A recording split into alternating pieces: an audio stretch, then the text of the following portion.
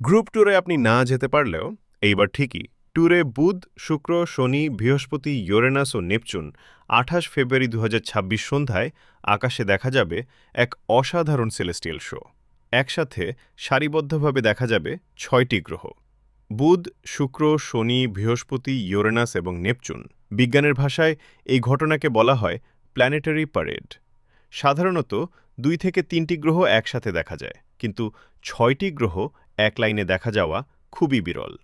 সন্ধ্যার পর পশ্চিম আকাশ পরিষ্কার থাকলে বুধ, শুক্র, শনি ও বৃহস্পতি খালি চোখে দেখা যাবে।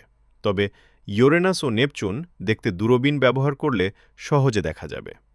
এই বিরল দৃশ্য আবার দেখা যাবে ২০২৮ ও ২০৩৪ সালে। তাই সুযোগ হাতছাড়া করবেন না। প্রকৃতির এই মহাজাগতিক শো উপভোগ করুন নিজের চোখে।